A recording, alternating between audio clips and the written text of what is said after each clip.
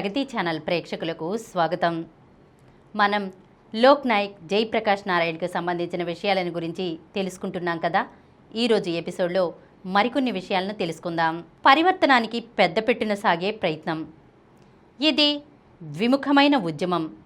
ఒకవైపున పెద్దపెట్టున ఉద్యమం సాగించి గాంధీజీ చెప్పిన విధంగా ప్రజల్లో పరివర్తన తీసుకురావాలి అంటే బ్రహ్మాండమైన ప్రబోధ ప్రచారాలతో లోపభూయిష్టమని తేలిన ప్రస్తుత అభిప్రాయాలను, జీవిత విలువలను త్యజించమని ప్రజలకు నచ్చచెప్పి ఒప్పించాలి. నవభావ ప్రేరితులను చేయాలి.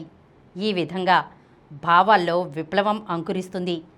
నూతన భావాలను, విలువలను అంగీకరించి ఆచరిస్తే ప్రధానమైన సాంఘిక సమస్యలు పరిష్కరించబడతాయని, దాంతో సంఘంలోనే ప్రధానమైన మార్పులు వస్తాయని ప్రజలు గుర్తించగలుగుతారు. ముందు సామాజిక వ్యవస్థలో ఉండవలసిన విలువలను ఇప్పుడు ఈ క్షణం వ్యక్తులు ఆచరించ ప్రారంభించినప్పుడే ఈ పరివర్తన వస్తుందని గమనించడం అవసరం. విప్లవ సముపార్జనకై ఉపయోగించిన సాధన మార్గాలు ఆ విప్లవోద్దేశానికి అనుగుణంగా లేకపోతే అది వైఫల్యం చెందుతుంది. ప్రపంచంలోని ఇతర విప్లవాలు విఫలం కావడానికి కారణం ఇదే. ఉదాహరణకు చెప్పాలంటే, శాసనయుక్తమైన సమాజ స్థాపన ఉద్దేశమైతే శాసనాధికారం ద్వారా బలవంతం చేసి ఆ ఉద్దేశ సాధనకు పూనుకుంటారు.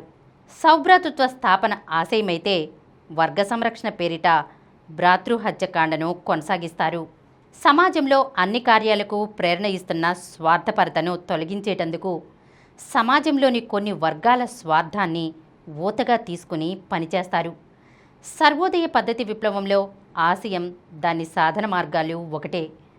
సమాజ నవ్య వ్యవస్థలో ఆస్తి అంతా సమాజపరమై యజమాని కేవలం ధర్మకర్తగా ఉండవలసి ఉంటే వ్యక్తులు ధర్మకర్తలుగా ఉండటం ఇప్పుడే ఆరంభించాలి.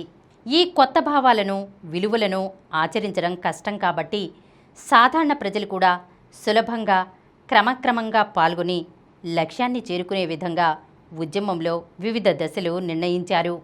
మనం మన ఆస్తులకు ధర్మకర్తలం మాత్రమే కాబట్టి సమాజం మనకిచ్చిన భాగానికి మించి మనం అనుభవించకూడదు అని వినోబా తమ ఉద్యమం ద్వారా ప్రబోధిస్తున్నారు.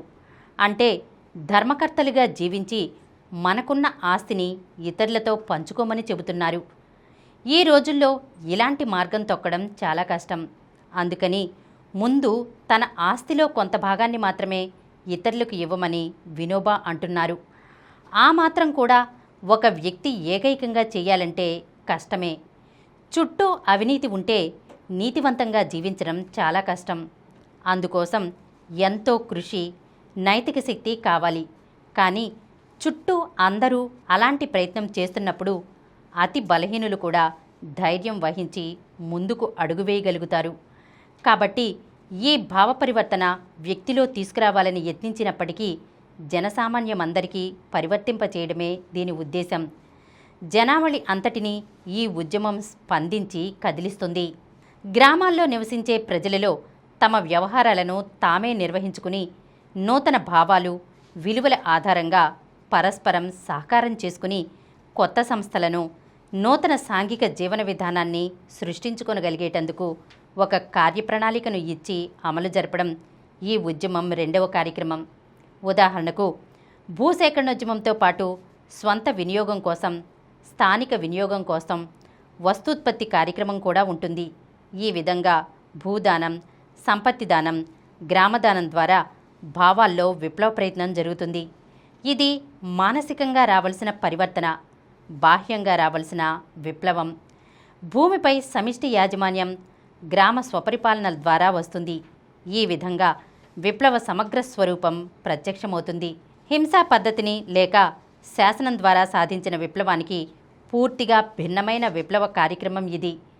విప్లవ సాధనకు ఇది సరికొత్త పద్ధతి. దీని అనుభవం ప్రపంచానికి ఇంకా కలగలేదు. కొత్త భావాల పట్ల సంశయం, ఔదాసీన్యం ప్రకటించడం సామాన్యంగా జరుగుతూ ఉంటుంది. కానీ భారతదేశంలో మనం పూర్తిగా కొత్త పద్ధతుల ద్వారా, భావాల ద్వారా జాతీయ స్వాతంత్ర్యాన్ని సాధించుకున్నాం. ఆదిలో వీటిని కూడా చాలామంది సందేహించారు, హేళన చేశారు. అయినా విజయం సాధించాం. గాంధీజీ అవలంబించిన పద్ధతులనే, భావాలనే వినోబా ఇంకా ముందుకు తీసుకెళ్లేటందుకు ప్రయత్నిస్తున్నారు. కనుక మనం దీనిని అర్థం చేసుకోగలం. ఇతర జాతుల, దేశాల అనుభవంతో గుణపాఠం నేర్చుకునే స్థితిలో మనమున్నాము. ఆయా దేశాలు పొందిన విజయాల, వైఫల్యాల వృత్తాంతాలు పరిశీలించి మనం లాభం పొందవచ్చును. స్వాతంత్ర్య సముపార్జన తర్వాత ఉత్సాహవంతులైన వారు అధికార స్థానాలు పొంది దేశసేవ చేద్దామని ఉవ్విళ్ళూరడం సహజం. కానీ అధికారం ద్వారా సేవ చేయగలమన్న భావం ఎంత పొరపాటైనదో గుర్తించి దేశభక్తులందరూ సర్వోదయ పతాక ఛాయ కింద సమాయత్తం కావలసిన తరుణం ఆసన్నమైనదని గమనించడానికి గత 10 సంవత్సరాలలో అందరం సమిష్టిగా పొందిన అనుభవం చాలనుకుంటాను. చాలామంది సత్యాగ్రహలోక సేవకులు అప్పుడే సర్వోదయ పిలుపునందుకున్నారు. ఇంకా ఇలాంటి వేలాది కార్యకర్తలు అవసరం. నేను రాజకీయాల నుంచి తప్పుకోవాలని ఎందుకు నిశ్చయించుకున్నానో స్పష్టమైందనుకుంటాను. ఇది వాస్తవాల నుంచి తప్పించుకునే యత్నం కాదని కూడా అంగీకరిస్తానని ఆశిస్తున్నాను. రాజకీయాల్లోని కుళ్ళు వల్ల జుగుప్సతో కాదు నేను వైదొలుగుతున్నది. సర్వోదయ రాజకీయాల ఆకర్షణ వల్లనే ఈ నిశ్చయానికి వచ్చాను. నేను పైన చెప్పి యత్నించినట్లు సర్వోదయంలో కూడా రాజకీయాలు ఉన్నాయి. అయితే ఈ రాజకీయాల స్వభావమే భిన్నమైనది. ఇవి పార్టీకి, అధికారానికి సంబంధించిన రాజకీయాలు కావు. ఇవి ప్రజల రాజకీయాలు. లోకనీతి, రాజనీతి కంటే భిన్నమైనది. సర్వోదయ రాజకీయాలకు అధికారంతో కానీ, పార్టీతో కానీ సంపర్కం లేదు. అధికార కేంద్రాలన్నింటినీ తుదముట్టించాలనే వాటి ఉద్దేశం. ఈ నూతన రాజకీయాలు ఎంతగా విజృంభిస్తే పాత రాజకీయాలు అంతగా క్షీణిస్తాయి. శాసనముక్తి కూడా లభిస్తుంది. రాజనీతికి, లోకనీతికి మధ్య వైరుధ్యానికి కానీ, ఘర్షణకు కానీ అవకాశమే లేదు. ఈ రెంటిని అంటరానివిగా దూరం చేసి ఉంచడానికి వీలు లేదు. రాజనీతి నుంచి ఉద్భవించిందే లోకనీతి. వీటి మధ్య నిత్యానుబంధం, సహకారం నెలకొనాలి. ప్రజలు స్వపరిపాలనా భావాన్ని సాధ్యమైనంత వరకు పొందాలన్న భావానికి ప్రజాస్వామికమైన రాజనీతిలో వ్యతిరిక్తత ఏమీ ఉండడానికి వీల్లేదు. పుత్రులు యుక్త వయస్కులైనప్పుడు వారికి పెత్తనాన్ని కట్టిపెట్టాలనే బుద్ధివంతుడైన తండ్రి భావిస్తాడు. అలాగే ప్రజాస్వామిక పార్టీలు ప్రజలకు అధికారం అప్పగించడానికి సంసిద్ధులై ఉండాలి. అలా అప్పగించాలనే అవి కాంక్షించాలి. లేకపోతే అవి ప్రజాస్వామిక పార్టీలు కాజాలవు. నా కార్యభారం, అవకాశం కల్పించినప్పుడు మన రాజకీయ వ్యవస్థలో రాజనీతి, లోకనీతిగా పరిణమించగల విధానం గూర్చి నాకు తోచిన అభిప్రాయాలను దేశానికి, ప్రజలకు వివరిస్తాను.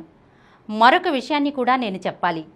నా శక్తి సంపదలన్నింటినీ లోకనీతి నిర్మాణం కోసమే కేంద్రీకరించిన రాజనీతి రంగంలో జరుగుతూ ఉండే పరిణామాలను ఎప్పటికప్పుడు కనిపెడుతూనే ఉంటాను. మంచికో చెడుకో కానీ రాజనీతి ప్రభావం కొంత ప్రజల మీద ఉంటుంది. ఈ ప్రభావం సాధ్యమైనంత వరకు ఉపయుక్తంగానే ఉండేటట్లు రాజనీతికి వెలుపల ఉంటూ యత్నిస్తాను. ఇది ప్రమాదకరమైనదని నాకు తెలుసు. నా రాజకీయ చదరంగంలో ఇది కూడా ఒక ఎత్తేమోనని ఇతరులు అపార్థం చేసుకోవచ్చు. అలా జరిగితే నాకు చాలా దుఃఖం కలుగుతుంది. ప్రజాజీవనంలో బహుశా ఇలాంటి అపార్థాల నుంచి తప్పుకోలేమేమో. అయినా నాకు సంబంధించినంతవరకు ప్రతి సమస్యను పార్టీ రాజకీయాలకు అతీతమైన నిర్లిప్త దృష్టితో పరిశీలించడం తప్ప మార్గాంతరం లేదని హామీ ఇస్తున్నాను. ఈరోజు మనం లోక్ నాయక్ జయప్రకాష్ నారాయణ్కు సంబంధించిన విషయాలను గురించి తెలుసుకున్నాం కదా. వచ్చే ఎపిసోడ్లో మరికొన్ని విషయాలతో కలుద్దాం.